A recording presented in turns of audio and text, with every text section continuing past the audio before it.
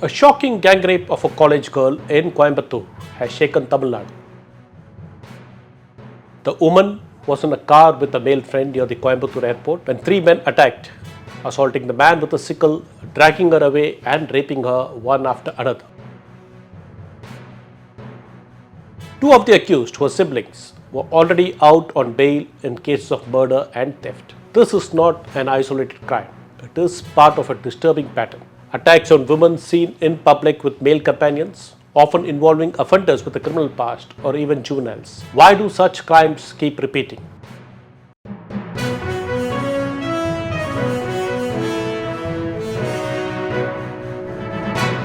Vanakkam. This is T. Suresh Kumar. Thank you for joining me in this episode of the Hindu Focus Tamil Nadu. The Coimbatore crime has rattled the state, not just for its brutality, but because it exposes familiar failures. Deserted stretches near the Coimbatore airport have long been known as hangouts for miscreants. Residents had warned about the lack of patrols, lights, and safety, but nothing changed until tragedy struck. Police have since arrested all three accused, two brothers and a relative, after opening fire when they allegedly tried to flee. Chief Minister M.K. Stalin called the act inhuman and cruel and directed that the charge sheet be filed within a month in the case. Political reactions have followed very quickly. AIDMK leader Edappadi Palaniswamy has slammed the DMK government for failing to ensure women's safety. BJP leader Nayana Nagendran said the DMK regime proudly declares it won't let Tamil Nadu bow down, but women are afraid to even step out. With assembly elections just months away, this crime has become more than a law and order issue. It's now a political storm. But let us step back. The Coimbatore case is not an exception.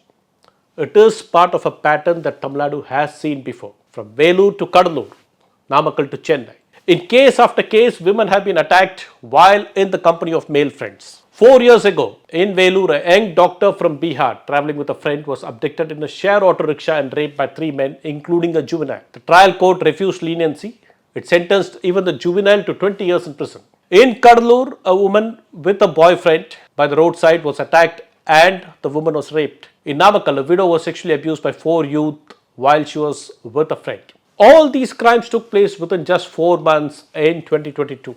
And just last year in Chennai's premier Anna University campus, a student was sexually assaulted by a man with a criminal history, Jnana Shekharan, who was seen with some ruling party leaders. Following that, the government amended the Tamil Nadu Prohibition of Harassment of Women Act, introducing a clause for issuing protection order, that is preventing the accused from contacting victims of sexual harassment and imposing stricter punishments. Jnana Shekharan was sentenced to life imprisonment for 30 years without remission.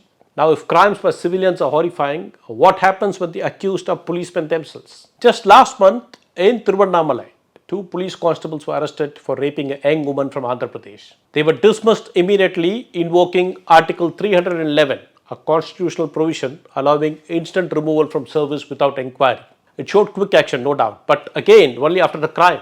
When M.K. Stalin was the opposition leader, he had criticized the union government for adjudging Tamil Nadu, then ruled by the AIDMK, as the leading state in good governance index. He questioned how Tamil Nadu could be ranked on top in public security when there were crimes such as the Pollachi serial blackmail and sexual abuse. Today, as Chief Minister, Stalin faces the same criticism, that his administration reacts but only after a tragedy. Every time a gruesome rape case shocks the state, political reactions follow. Back in 2013, then Chief Minister Jayalalitha had called for death penalty and chemical castration for rapists. Late DMK leader M. Karunanidhi, on the other hand, opposed capital punishment and instead advocated solitary life imprisonment for rapists. But both leaders agreed on one thing: laws must be stronger and society must be safer. Now let's look at some of the numbers. According to an analysis by the Commonwealth Human Rights Initiative, India recorded nearly 3 lakh rape cases between 2014 and 2022. That's an average of 91 rapes every day. Interestingly, Tamil Nadu showed a decline from nearly 7,900 rape cases in 2001 to 2013 to around 3,400 between 2014 and 2022. Yet, the brutality and recurrence of high-profile crimes keep public fears alive.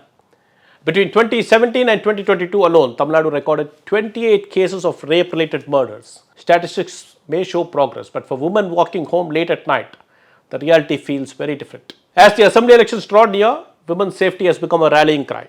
The AIDMK slogan is direct: say yes to women's safety.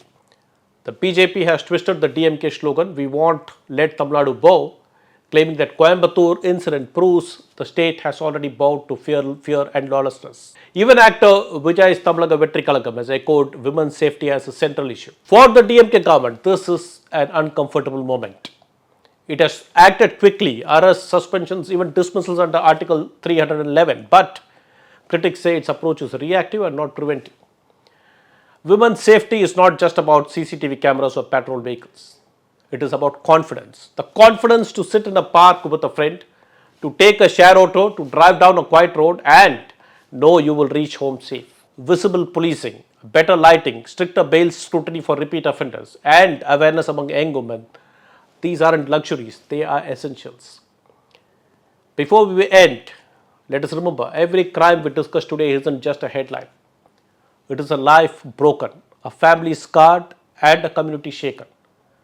The laws are tougher now, the trials are faster, but the real test lies outside the courtroom, in whether a woman feels safe enough to walk home without looking over her shoulder. True safety means preventing the crime in the first place, and that's something society must keep striving for, not just after a tragedy, but every single day. On that note, this is D. Suresh Kumar signing off. I shall meet you in another video. Thank you.